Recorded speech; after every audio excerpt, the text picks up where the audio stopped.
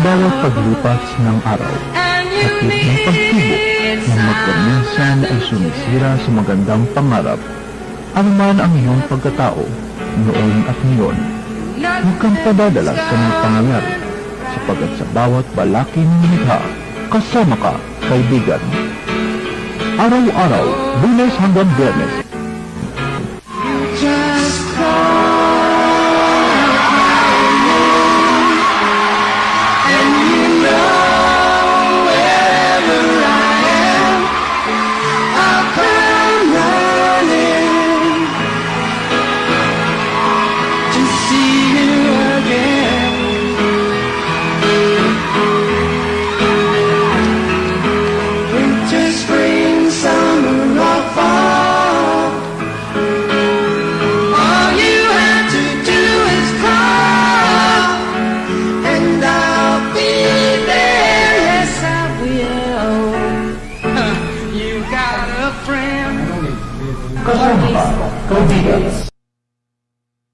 All you have to do is call my name and I'll be there.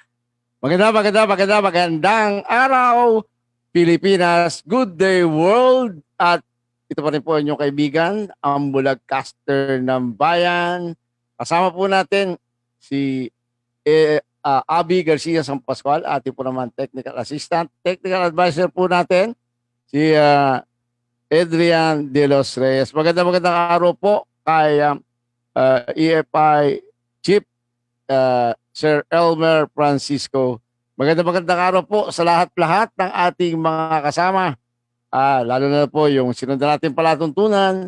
Magandang araw po. At yung po naman ay kay Sir Jambi Javier, at narinig ko kanina, nakamonitor tayo kasama si Miss Janen Cruzet. Ayan, congratulations. At siyempre po, ating binabati rin ang ating po namang Executive Director ng NCDA, Engineer Emer Rojas. Magandang araw, Sir Emer.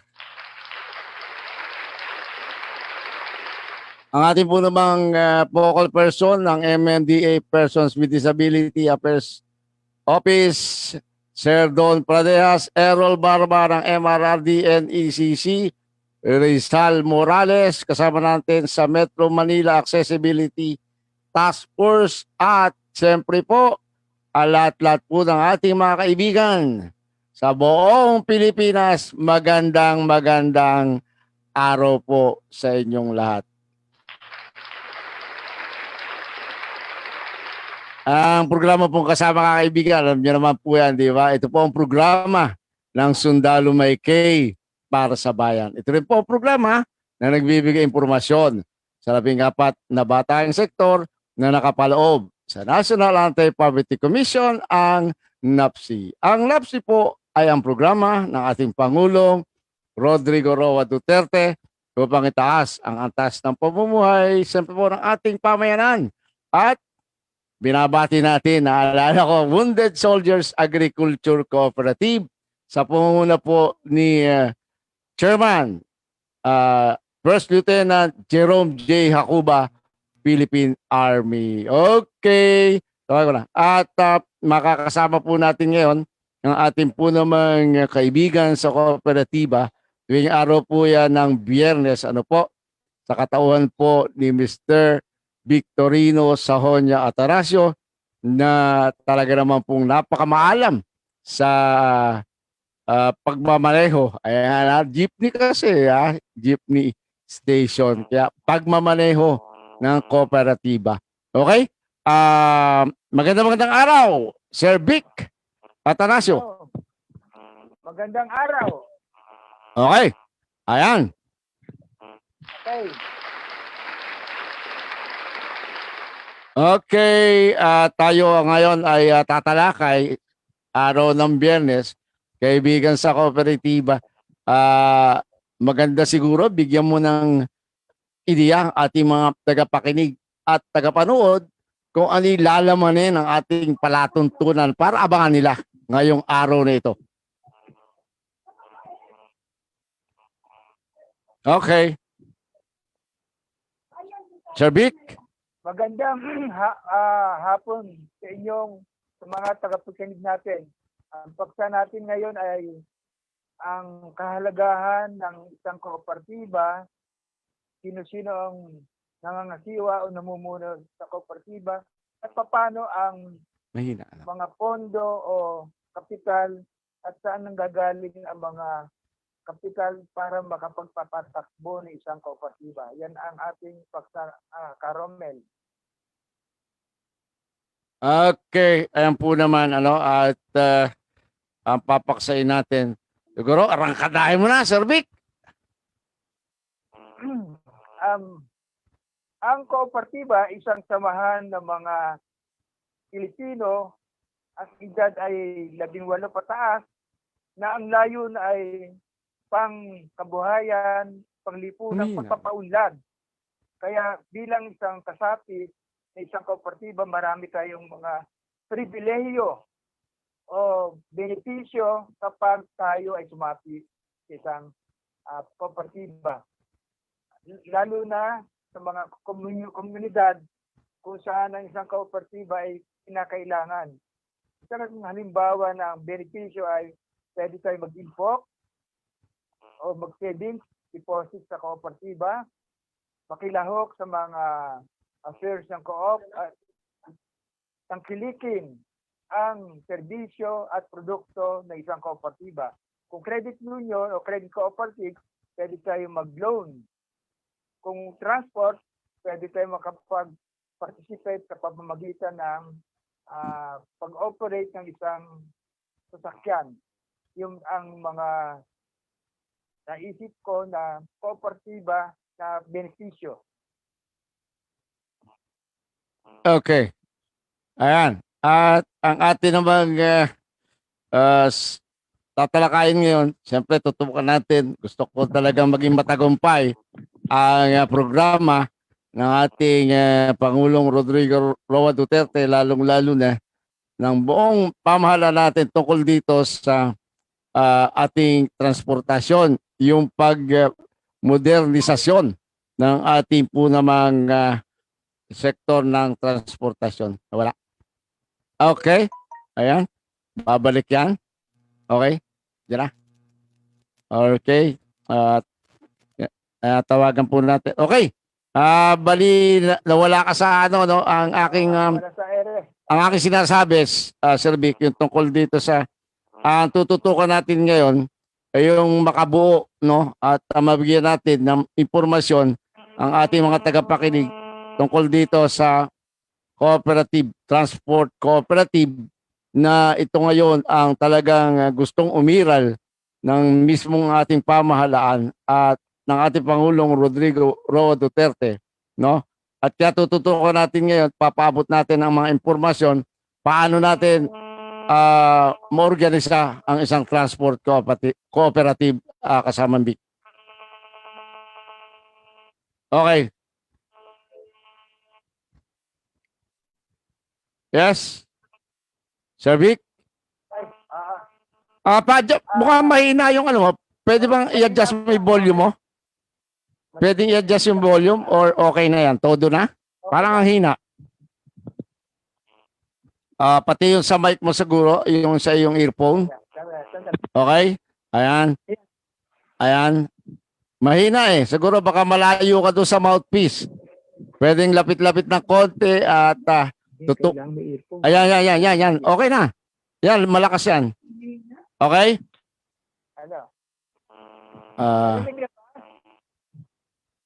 Medyo dikit natin yung earphone. Yung mismong cellphone sa'yo, please. Nandito na, okay na. Naririnig na ako. Ayan, oo. Ayan, ganyan. Maganda yan. Okay, go ahead. Ayan. Isang kooperatiba po ay programa ng ating gobyerno para sa mga kababayan natin. Karamihan dito yung mga mahirap o low-income sector kung saan ang bawat mamamayan ay in-encourage ng ating gobyerno na sumapi sa isang kooperatiba sa kanilang pamayanan, kahit anong klase. Sa ngayon po, ang kooperatiba po ay iba't ibang klase, isang uri ng kooperatiba. Pinaka-popular dyan ay credit cooperative at karamihan po ay multi-purpose cooperative. Dalawa o mahigit pang business services o business activity ay pwedeng lumahok ang isang member kung saan sila ay kasapi ng isang kooperatiba. Ang Yeah. kailangan lang po ay 18 taon mahigit. Merong source of income, willing to be a member at susunod susunod tayo sa mga patakaran na itinatadhana ng Board of Directors. Yeah. Ang mga kinakailangan lamang bilang kasapi ay pagsunod dito ay duties and responsibilities, lumahok at isang pagpupulong o General Assembly, tangkilikin ang serbisyo ng kooperatiba, magbigay ng share capital o puhunan, at higit sa lahat ay lumahok sa mga programa sa pagpopromote ng isang kooperatiba. Para sa ganon, ang kasapi ay maging aktibo. Yun po sa tagapakinig ang kinakailangan na gawain at partisipasyon ng Okay. bawat kasapi. Yes. Kasama Vic, nabanggit mo din na ang pinakamaraming klase ng kooperatiba ay tungkol dito sa credit. Nagpapatuloy talaga na pangangailangan ng ating mga kababayan puhunan or pera. So, dito sa ating gagawin ngayon, para mas maganda, alam mo, ang nakita ko ng transport cooperative ay kung ito ang lalakas din ay maaring maibsan at magkatulong ang gobyerno at ang cooperative sector para maiayos natin yung transport service natin at the same time yung siguro sa trapiko rin kasi magiging organized yan na po pwedeng talagang daging from time to time ay mag-usap para maiplano, maisaayos ang dapat mangyari sa transport sector. So, gagawin natin, ano pa yung mga sinasabing paano natin mahihikayat yung ating mga na-displace na mga jeepney drivers and operators dahil dito sa modernization law at yung ating mamamayan na alam ko bahagi rin sa pwedeng mag-organisa ng kooperatibang sa transportasyon ay yung mismo ring commuters. No, okay, go ahead. Mahikayat natin ang mga displaced driver, operator o mga mamayan sa pagsapi ng isang kooperatiba. Number one, meron tayong needs o pangangailangan bilang driver o dating nagmamanayon ng isang jeepney. Mahikayat natin ang bawat driver sa pamamagitan ng pagsapi sa kooperatiba kung saan sila ang nagmamayari, sila ang nangangasiwa at bibigyan sila ng isang unit ng modernized PUV vehicle para sa kanilang hanap buhay. At ganun din ang kooperatiba po ang magpapasweldo sa mga driver at ang bawat kita na makukuha natin sa isang buwan o sa taon, ito ay pinamamahagi sa mga kasapi. Sa madaling sabi, ang isang kasapi ay ma-encourage o pwede silang maging kasapi sa pamamagitan ng pakikilahok. So, napakahalaga sa isang driver, operator o nangangasiwa na isang sasakyan na kasapi na isang transport service cooperative. Number one, sabi ko po nga, ay pangkabuhayan. Kaya kailangan natin. Pangalawa, panglipunan. Kailangan natin makilahok sa ating transportasyon. Sa ngayon po, sa tagapakinig, sa ngayon ay wala pang jeepney na pumapalaot sa San Mateo. I think meron lang isa, pero karamihan ay bus. Doon, meron pangangailangan ang ating pamayanan, ang ating bayan San Mateo na kinakailangan ay makilahok na tayo, sumapit sa isang kooperatiba. Pwede po dito yung mga commuters o tinatawag natin ang mamamayan. Tapos yung mga driver na na-displace, yung mga operator na may kakayahang o meron pero kapital, at pwede silang i-share. Sa madali sabi, ang kooperatiba po ay binabahagi ang inyong kaalaman, ay yung yaman o pera, at ang iyong serbisyo. Para sa ganon ay maging matagumpay ang isang kooperatiba. Okay. Sir Vic, may katanungan na pumasok dito sa ating through text sa cellphone. Ito nga, inaalam ko. Ang katanungan niya, dahil ang mga may kapansanan ay, alam mo na, yan din yung laging hirap na sumakay, no? Dahil nandun sa karamihan pa nga ng sasakyan ay hindi accessible. So sila ba ay pwede ring mag-organisa para sa isang transport cooperative? Kasi hindi sila, pwede sila magmaneho like yung mga binibigyan na special license, no? Para makapagmaneho at may mga kumbaga modification yung kanilang masasakyan at sa public utility ay alam natin, wala pa ako alam na talagang merong pinayagan para mag-drive or yung pag o-operate ay siguro yun ang katanungan nila kung pwede silang mag-organisa ng transport cooperative na mga may kapansanan ang bumubuo. Ganito po yun. Ang mga tao ay na magiging kasapi ng kooperatiba ay walang diskriminasyon.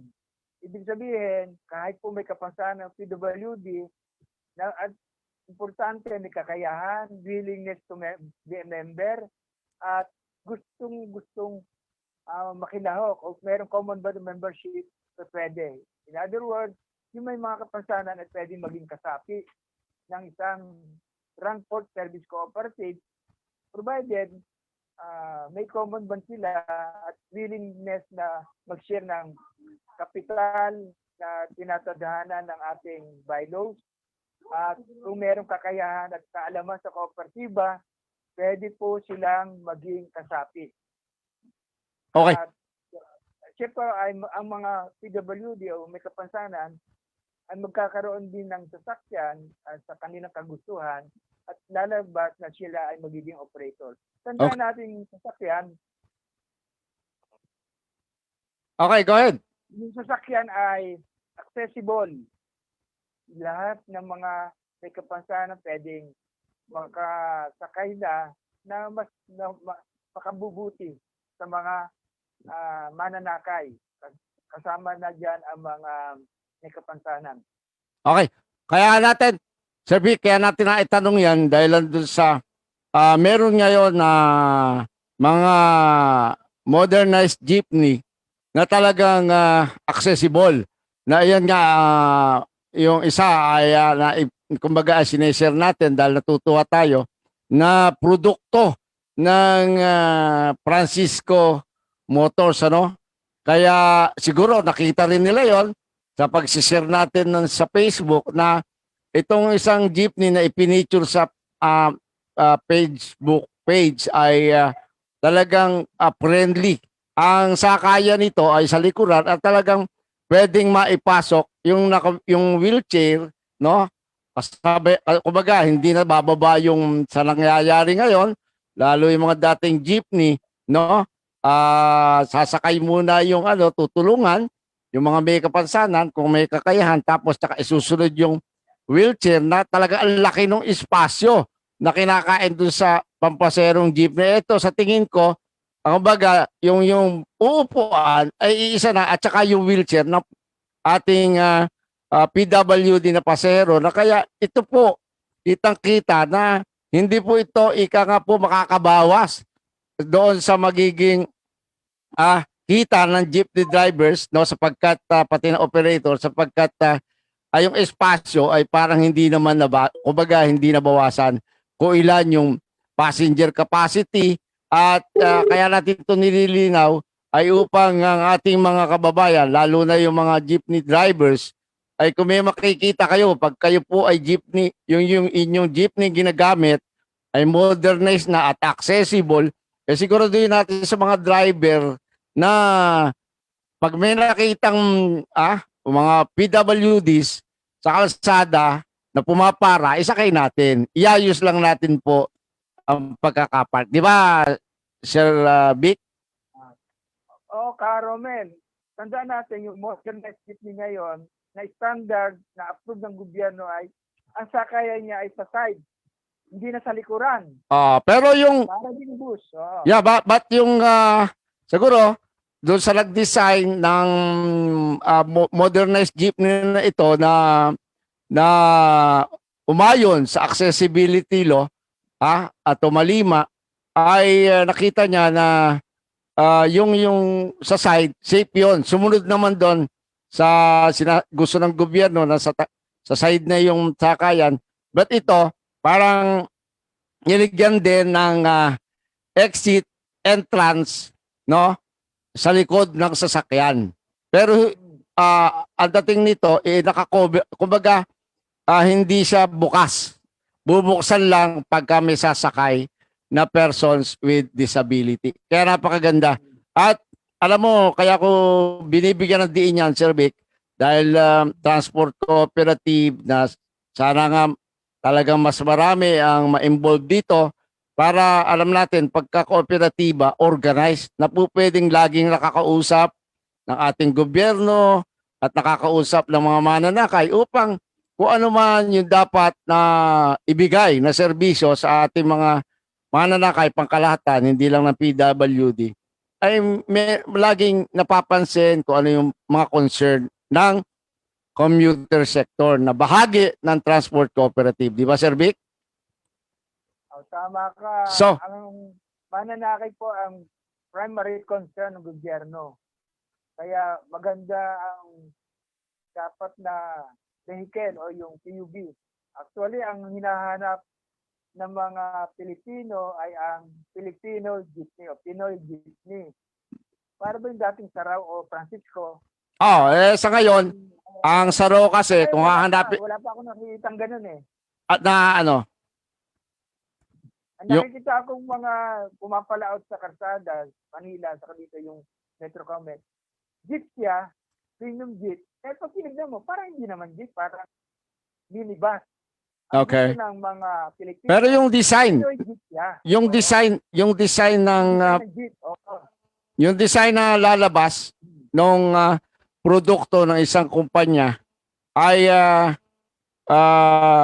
sisiguraduhin natin at yung parang minintain yung itsura ng jeepney. Nangyari lang ngayon sa tagiliran ng sakayan. Siyempre, para ma-maintain yung identity ng jeepney Pilipino na tayo lang yata meron sa buong mundo at yung ibang mga jeepney na meron sa ibang bansa, alam natin ay in-export yan ng mga producers natin ng public utility jeep dito sa Pilipinas. Kaya ang hinahanap ng Pilipino, mga lalo na yung mga dating nakita kung ano itsura ng jeepney ay sigurado naman ay baka andyan pa rin yung mga features nitong mga sasakyan na ito. So, ang ating gustong ipaabot pa rin sa ating mga tagapakinig at makakasiguro tayo na meron na accessible na jeepney, siguro yung mga jeepney drivers and operators na gustong mag-organisa ng kooperatiba at ma-avail yung programa ng ating pamahalaan regarding doon sa para mapalitan yung mga dati nilang minamanayang jeepney at kanilang ino-operate na jeepney, no? Ay ano yung mga dapat na hakbangin ng ating mga kumbaga dating namamasadang driver na walan ngayon ng pinapasada dahil na tamaan ng modernisasyon at yung mga may-ari ng jeepney, mga operators na ganun din. So, ano yung dapat nilang gawin para makabuo ng isang kooperatiba ng transport? Karomer, saka pakinig, dalawang klase pwede natin gawin. Ano? Kung sa isang komunidad merong pangangailangan, katulad dito sa atin, pwede lumapit sila sa isang kooperatiba at mag-apply as member, application for membership. Pero pwede rin naman yung mas maganda ay 15 katao, magkakakilala kayo, magkakaibigan, kayo po ay kabilang sa mga na-displaced na driver, magsama-sama 15 o mahigit pa, siguro mga 30 driver, operator, driver, sa community, magkakilala yan, at organize sila, pwede po tayo makatulong na magbuo ng isang kooperatiba, organize a cooperative. Number 1 ay organize 15, tapos bumuo ng mga opisyalis, board of directors, officers, at yung 30 binabanggit natin na sila magsisimula, ang tawag doon ay cooperator, sila po ang cooperator, sila ang magiging officer, sa kanila magagaling yung pera, at sa ganon, pwede na tayong ma-register sa CDA. Yeah. Ang minimum share capital lang diyan ay 25% ng subsidy siguro. Bawat isa at minimum 2,000 plus 100 pesos na membership fee, pwede na silang maging kasapi ng isang kooperatiba. Ayun. At hindi po pwedeng basta't ito ay nasa isang lugar sila or possibly ba, pwede ba na halimbawa yung hindi, sa ehemplo natin, taga Quezon City, pwede bang sumali yung taga yung taga Montalban or yung taga Novaliches? Bagay, Quezon City naman din yung Novaliches, yung kalahati, no? Kalahati Caloocan, ano? Kaya may ganun bang sistema na dapat ay nasa isang komunidad sila? Ganito ang sistema dyan, Karomer. Kapag ang pinili natin occupational ang common bond of membership, ibig sabihin, pare-pareho kanilang occupation, lahat ng jeepney driver, operator, driver-operator, na kung saan basta Metro Manila siya, kayo, taga San Mateo, Montalban, kahit saan silang lugar sa Metro Manila o sa Luzon, basta occupation nila. Plus, yung community, at least 10% ng community, 10% ng total membership, pwede maging kasapi ang mga mananakay. Okay. Yan ang bagong patakaran. Pag pinili natin naman ang yung tinatawag nating associational, pwede yan. Isang asosasyon, TODA, halimbawa may mga TODA yung mga jeepney, meron na silang asosasyon, i-convert lang ito cooperative, associational yon. Dapat member sila ng asosasyon. At ang pangatlo, isang community. Actually nga sa San Mateo, taga San Mateo lamang ang tawag na residential. Taga San Mateo lamang ang nagtayo ng kooperatiba, whether driver, operator, o mananakay, sama-sama sila doon. Pwede pong, sa madaling sabi, tatlo po, occupational, lahat sila driver, residential, isang community, at isang asosasyon. Tatlo ang pwede nilang pagpilian. Okay. Kasi alam mo yung naging kaisipan ng ating mga kababayan, yun nga yung bali nagsasama-sama sa akin din pagkaka-experience nung araw pa yung occupational, yung isang komunidad at yung isang sektor, mga ganun ba. So sa ngayon, basta't merong common ano sila na gustong mangyari, lalong-lalo na dun sa ganda ng takbo ng transportasyon natin, yung sektor, at sila ay meron common goal, no? Na makapagbigay ng hanapbuhay at pangkabuhayan doon sa ating mga magiging membro. Tama ba yon? Ang advantage kapag ikaw miyembro o kasama ka sa kasapi ng isang transport service cooperative, magkakaroon, number 1, ng hanap buhay ang kasapi.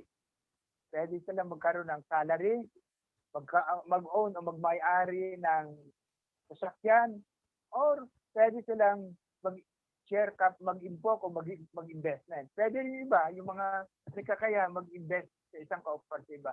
Yeah, bali, Primarily, ang ang generalize na yung kumbaga yung gusto, pinapaliwanag mo na pwedeng magkaroon ng hanap buhay, pwedeng kumita, halimbawa, katulad halimbawa nung siyempre baka pero talagang pagka membro po kayo ng kooperatiba ay meron po talagang pagkakataon na ma-employ kayo dahil nga dun sa depende sa klase ng inyong kooperatiba, di ba?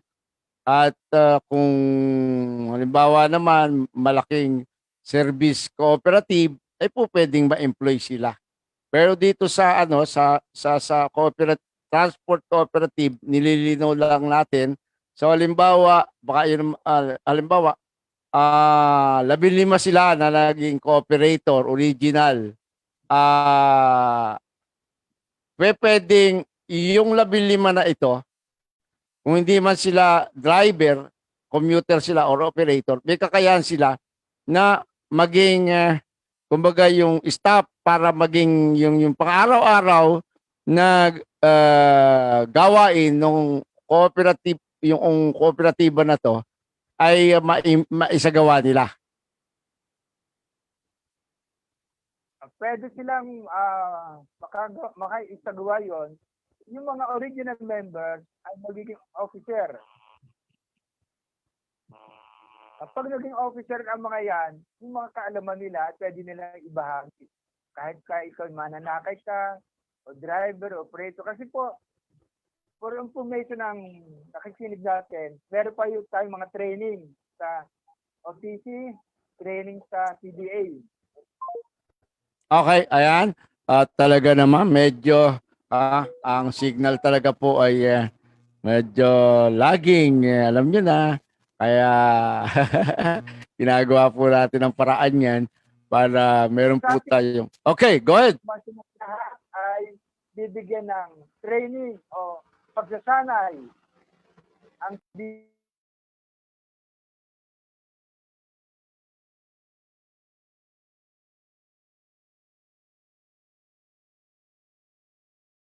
walang kaalaman sa kooperatiba. Simula, mga kababayan, mga tagapakinig, simula wala kayong alam. Pag nandun na sa loob, meron tayong education committee, bibigyan kayo ng mga karunungan, kaalaman sa pamamagitan ng mga seminar o training na binibigay ng ahensya ng gobyerno. Even po, ako po ay, for your information, may mga training modules na rin ako na pwede natin ibigay sa members, officers, at sa mga magiging officers at magiging kasapi. Ang nagiging apprehension nila, Romel, ay yung mga member dapat maging officer. So, pauna akong maging officer, wala akong alam. Eh, bibigyan natin to equip din yung mga training program para sa mga officer. Ang officer natin ay Secretary Selection Board of Directors, mahirap yan. Pero ang kailangan lang natin ay meron tayong oras o time, meron tayong interest na matuto, at willingness to serve ang sa kooperatiba, maglingkod isang kooperatiba. Sabi, kalimbawa, meron ng kooperatiba, yung ating mga tagapakinig na naisip nila dahil napakinggan yung mga impormasyon na ibinibigay mo na magtayo ng transport cooperative. Pero may kooperatiba na sila. Parang gusto lang nilang, tawag ba doon, maglagay ng isang sangay na dahil sila ay halimbawa ay isang agriculture cooperative, mga farmers cooperative. Paano gagawin nila para magkaroon din sila? Siyempre, ang ating mga magsasaka ay kailangan din yan talaga ng transportasyon. At meron din diyang mga nagsasaka, ang pinaka nila, sideline, ay nagmamaneho. Hindi ba? Dahil pagka naitanim na yung kanilang mga crop ay siyempre maghihintay pa ng produce, ng harvest. So, pwede rin silang mag-organisa ng isa pang sangay ng kooperatiba within their cooperative. Paano yun? Karomet, pwede silang maging kasapi ng kooperatiba na may mga sangay na binabanggit mo. Ang tawag doon sa sangay na yun ay magiging multi-purpose cooperative. Dalawa o mahigit pang kooperatiba sa isang kooperatiba, nabanggit mo, mayroong agricultural co-op at mayroong transport co-op na pwede po yun. Ate, alam ba, ang binabanggit ko, Sir Vic, ang sinasabi ko nga para malinaw ng ating mga tagapakinig, yung, alimbawa nga, yung, bali, ang sinasabi ko, yung isa lang na klase ng kooperatiba, ay yung Farmers Cooperative. Paano sila, kailangan ba mag-rehistro ng bago or ano, parang i-branch out na lang yung kanilang kooperatiba para maging transport cooperative? Hindi na kailangan mag-rehistro. Ang kakailanganin lang natin mag-amyenda o magtutok sa Ayan. articles o sa bylaws. Papalit lang siguro yung pangalan, dadagdagan natin ay Agriculture and Transport Service Corp or multi-purpose. Depende sa board. At yan ay magdadagdag lang po ng kapital. Ang minimum capital sa multi-purpose ay 100,000 pesos. Siguro naman, mahigit na dahil ang isang agricultural cooperative, meron siyang tinatawag na share capital o share capital, hindi na kinakailangan bumupa ng isang kooperatiba. Yeah. Mag-amyenda lamang tayo at baguhin yung batas panloob o bylaws. Pwede na tayong makilahok sa bagong magdagdag ng isang business activity o negosyo ng kooperatiba. Okay. So, yung amyenda na sinasabi natin, ito ba ay dadaan pa sa CDA o kaya nang ipatupad, gawin ng mismong kooperatiba na magkakaroon ng bagong serbisyo ng tungkol sa kooperatiba? Ang gagawin lang natin kapag mag-amyenda, number one ay tumawag ng Special General Assembly o sama sa Regular General Assembly, pagpupulong, at isang guri sa mga kapulungan o General Assembly, kapulungan ng kasapi na mag-amyenda tayo. Pag inaprubahan yan, at least ay 2/3 votes of membership voting rights o during may quorum, may 2/3 votes pumayag, gagawa tayo ng General Assembly resolution na approve na ang amyenda. After noon, may secretary certificate o secretary resolution na approve na yung nabanggit na pagsususog at gagawa tayo ng bago o amended articles of cooperation or amended bylaws. At yon ang sasubmit natin sa CBA para ma-approvean. Kung meron namang dagdag na serbisyo at iyon ay transport service co-op, natural dadaan tayo sa Office of Transport Cooperative, Transportation Cooperative para sa accreditation ng bagong negosyo ng isang kooperatiba. Accredited at kinakailangan po ay merong CETOS. Yung CETOS po ito yung Cooperative Education and Transport Operation Seminar para sa mga member na driver o basta sa mga kasapi. Okay. Sa bagong nabanggit mo na yan na yung amendments doon sa meron ng kooperatiba, no?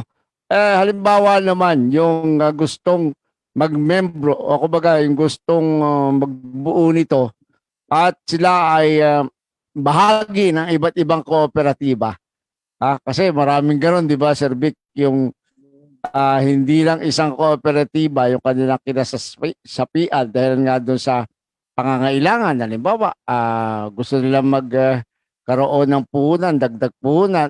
Sa mga sila sumasali sa mga credit cooperative, di ba? So, halimbawa, credit cooperative member ako at gusto kong maging membro ng transport cooperative. Ibang cooperative organization. Hindi ba bawal yun? Okay lang ba yun? Depende sa membership sa cooperative, sa pagtanggap ng members. Ngayon tinatawag tayo ng membership policy. Kung nakalagay sa membership policy ng isang cooperative na no dual membership, Okay. hindi pa pwede. Pero kung halimbawa open naman, Yes. ang kasapi na kahit sino, kahit ilang kooperatiba. Alam mo, Karomen, mayroong kooperatiba, lalo na yung mga malalaki ha, ito yung bakit malalaki. Ayaw nila na mag-dual membership. Yeah. Bakit ka mo? Pag may dual membership, isang tao, 4 ang membership, minsan gagamit nila yung mga yung pala umuutang, pagkautang, ibabayad yung isang kooperatiba, medyo ayaw ng kooperatiba yan. Pero kung sa mga bago, inaalaw nila na wag mahigpit sa pagkuha ng kasapi kahit may dual membership. Pero dadaan pa lang sila sa membership seminar kung saan yung Education and Membership Committee interviewin muna. For example, sa application, tatanong, may kakayahan ka ba? Ano ba trabaho mo? Saan ka nakatira? Member ka ba ng kooperatiba? Ano ba advantage kapag member ng kooperatiba yung lilipat? Ibig sabihin ay 3 kooperatiba. Pwede sila maging officer. In fact na, ang mga member at advantage kapag ang kasapi ay miyembro ng 3 kooperatiba, natural, may karanasan na siya. May alam na. Hindi na bago sa kooperatiba. Ang disadvantage lang dyan, sabi ko nga, baka umutang sa isang koop, ang babayad sa ibang koop. Bihira yun eh. Kaya ayaw nila nung dual membership. Kaya ayaw nila nun. Sa akin, para personal opinion ko, mas maganda ay 2-3 kasapi. Basta may kakayahan ka. Ibig sabihin, 3 kasapi siya na iba't ibang kooperatiba. Ibig sabihin, may kakayahan, may katalinuhan. Yeah. Alaman. Oo. Ganun yun eh. So, hindi na tayo mahirapan kumuha ng kasapi. So nabuo sa kaisipan, Sir Vic, bali nalinaw natin na kasi talagang marami ang nagtatanong yan dahil yung kanilang kinasasanibang kooperatiba ngayon hindi transport. So isa sa katanungan na ating natanggap, halimbawa hindi na yung tungkol sa iaamin, hindi na yung kooperatibang kinasasapian nila ang masasabi nating gagamitin para mag-branch out at sila'y mag-organisa ng bago na transport cooperative mismo, talagang transport cooperative. Meron pa silang dapat na kumbaga yung alamin pa na kung multi yung maraming membership sa iba't ibang kooperatiba, yung dapat maging cooperators nito, yung original. May ganun ba mga sinasabi sa batas or okay lang naman? Mag-organize, hindi amendment kapag bago, ang advantage kapag bago transport service cooperative, number 1, ang magiging dyan ay original members sila o cooperators. Yes. Pangalawa, siyempre sila ang may kaalaman, sila ang mga ngasiwa ng bagong kooperatiba na transport. At sila po yung nag-organize, yung operators o original members, sila ang gagalo sa CETOS, Co-op Education for Transport Service Cooperative. Sa madaling sabi, itong miyembro, kasapi na nag-organize ng transport ay bibigyan ng kaalaman ng PDA at lalong-lalo na ng OTC. Tandaan natin yung OTC ang nangangalaga sa accreditation at sa mga kaalamang pang-transportasyon ng kooperatiba. Sir Vic, wala bang legal impediment yung halimbawa yung ikaw ay Pangulo o Chairman? Okay, ayan, talaga naman medyo ano mo ulit si Sir Vic Atanasio para malinaw pa natin itong mga katanungan pumapasok sa ating cellphone at sa ating text messages. Ayan, talaga namang medyo marami pong interesado. Now, Sir Vic, yan, magandang hapon muli sa'yo. Napakarami na mga pumapasok na mga katanungan sa atin.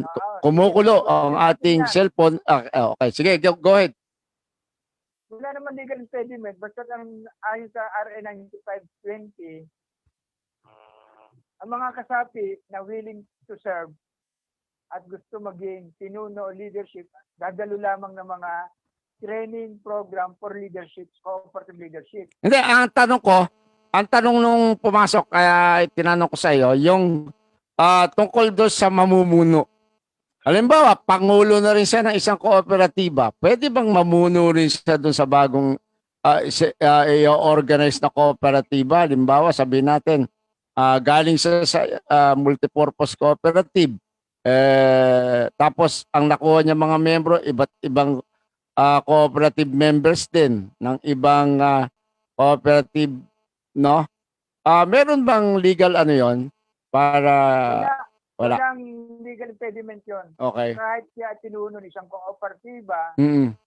basta importante lang ay meron tinatawag natin na second line officers o training. Importante lang yung dati siyang pinuno ng isang kooperatiba, silipat isang kooperatiba, wala tayong sinasabi sa batas na bawal. Okay. Ang kinakailangan lamang, meron silang, ang pinagbabawalan dyan, mahirap maging officer o presidente o chairman of the board nang walang training. Mm. Importante, meron training, ang leadership training, Yes. meron siya mga training for officers. Okay lang kung officers sa isang cooperative at lumipat. Wala pong problema yon. Kailangan, Okay. ang mahigpit lamang na sabi sa batas, hindi pwede maging opisyalis ang walang kaalaman sa kooperatiba, walang training program. Okay. So, Ibig sabihin, gusto mo maging chairman of the board, kasi yan ang pinakamataas na position, o board of directors, pero hindi ka man na naging secretary, treasurer, o naging committee members, o education, or audit committee, hindi dumaan doon, yun ang pinagbabawal. okay. At least, naging member siya ng committee, Mm. naging officialis siya, bago maging board of directors. Hindi yung ordinary member, biglang naging board of directors, naging chairman, medyo yun ang pinagbabawal ng batas. Kailangan equip ang isang pinuno o magiging liderato ng kooperatiba bago siyang mahawak ng posisyon.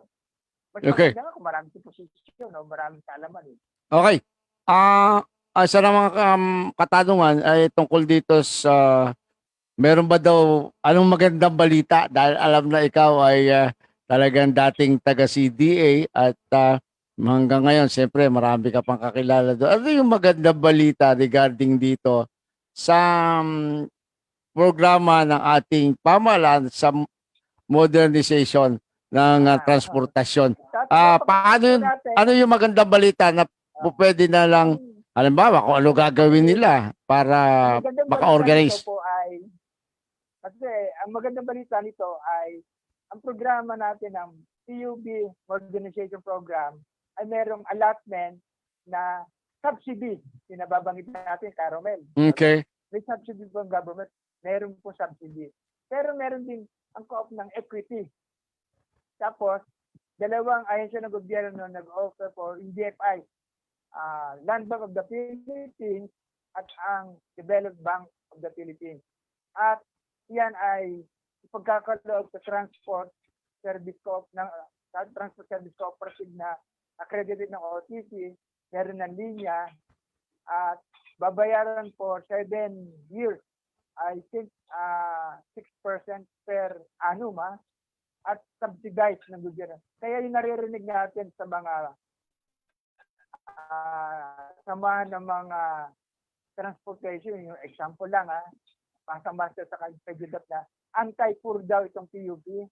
Hindi ko mawari kung bakit naging anti-poor kasi bibigyan ng kabuhayan at hanap buhay ang mga na-displaced na driver, operator. Ayan. Maganda pa. Oo. Sabihin, magandang transportasyon na kasi po, sa totoo, experience ko, sharing ko lang ito sa tagapakinig.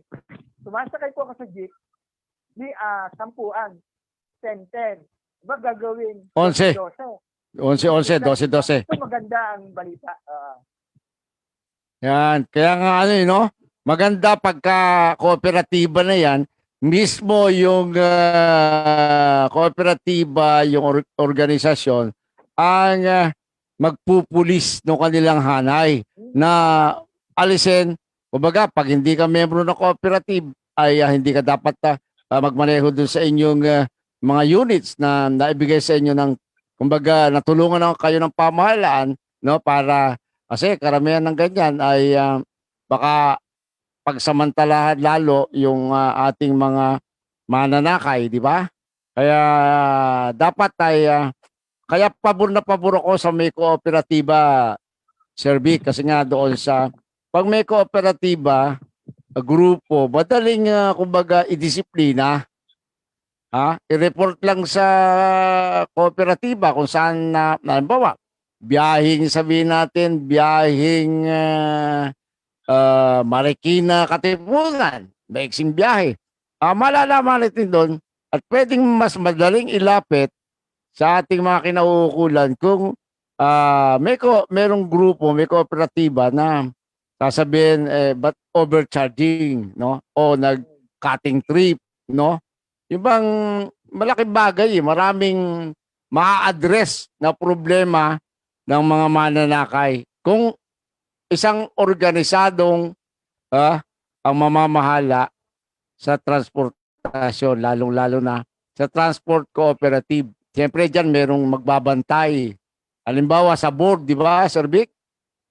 Sa board, merong na-elect na commuter. O di, siya mismo pwedeng mag-advokasya na maging pareha. Siyempre, concern niya yun, commuter siya, di ba?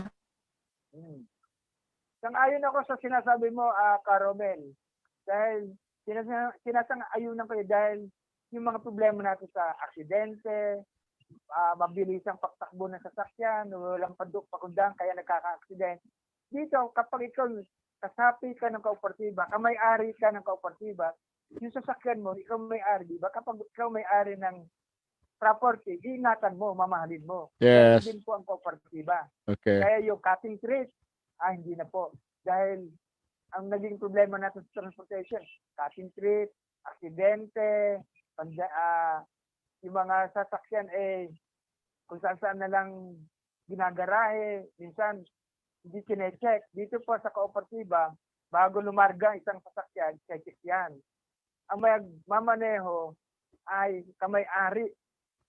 Tapos kung may maaksidente o whatever na unavoidable circumstance, yung kooperatiba ang mag-aasikaso. Okay. Hindi nga yung mga ORCR, kooperatiba na bahala dyan, pati yung lisensya ng bawat driver.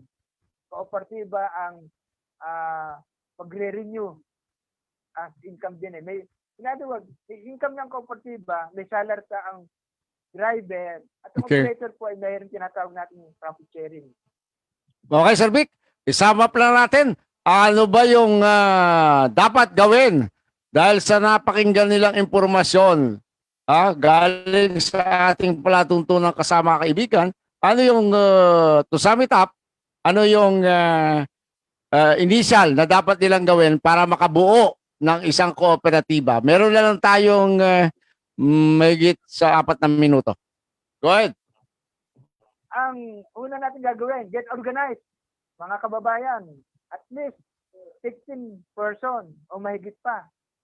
Pangalawa, magtayo tayo ng core group doon sa 15, siguro hanggang 30 po, may officer, board of director. After nung meron tayong tawag doon ay interim board of directors, mga ad hoc committee, kasi siyempre mamumuna, may temporary treasurer secretary. At pangatlo, ay i-form natin yung mga papeles, documents. Kasama na din yung bylaws, articles, tapos yung mga pangalan ng mga, siyempre huwag kang lilimutan, yung pangalan ng kooperatiba at ang mga pangalan ng officer, address nila, mga sedula, Yan. ID na pala. Meron ID. Magpipirmahan. Pagpipirma ng mga dokumento, dapat meron na tayong nakatalagang officialet, 5 board of directors, isang secretary, isang treasurer, temporary lahat ito tapos mga committee. Kung 30 po, yung 30 yun, original members o cooperators ang tawag natin, cooperators, at sila rin ang magiging opisyales. Yung pera, may share capital, sa kanila din manggagaling. Ano bang advantage kapag ang mga kasapi ay original o cooperators, magiging kayong history. Nakatalaga ang pangalan nyo sa name sa Articles of Cooperation. Hindi na mabubura yon. Kahit mag-amyenda, nandun yung pangalan nila. Kaya, kung ako magtatanong kooperatiba, masarap yung andun pangalan mo. Okay. Ayan. Yun lang pa. Pag dali natin sa CBA. Yes, Okay, sir. Very well said. At tabayanan nila susunod na Friday. Ang iyong pansamantalang pagpapaalam, Sir Vic Atanasio. Ako po nagpapasalamat sa ating malawakang tagapakinig, sa kaibigan, kasama ka ng TFI Jeepney Station ni Bulagcaster Romualdo, Romel, San Pascual. Sa mga tagapakinig natin, binabati ko yung kamag-anak natin sa Amerika, US, ang aking may bahay si Sally, mga anak ko si JC at si RD, at mga kababayan ko sa San Mateo na nakikinig at mga dati ko kasama sa CDH, sa mga kooperatibang nakasalamuha ko. Marami pong salamat sa inyong pakikinig at mabuhay po tayong lahat. Mabuhay ang kooperatiba. Okay, very well. Yan po si Ginoong Victorino Atanasio. Maraming salamat.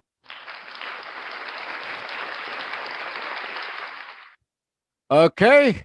At tayo po ay dumating na naman sa samantalang pagpapaalam at yan po, napakaganda ng kooperatiba. Sana po lahat po ng mga serbisyo, no, na kailangan ay maging ganito kooperatiba, sapagkat pag public service yung ginagamit para po ang ating publiko ay maging maalwan ng buhay, ay magkaroon ng ganito kaorganisadong organisasyon sa binibigay na karapatan, kakayahan ng cooperative, no? Yung pagkakaroon ng cooperative. Okay? Tayo po ay nagpapasalamat sa ating nakaagapay, si Vic Atanasio, at sa ating technical assistant, si Abby Garcia San Pascual, sa ating technical advisor, Adrian De Los Reyes, at sa buong sambayanang Pilipino. Ito po inyong kaibigan, ang Bulagcaster ng bayan, ang bulag na may kita. You've got a friend in me. Tandaan po ninyo, mahal kayo ni Bulagcaster. May kasama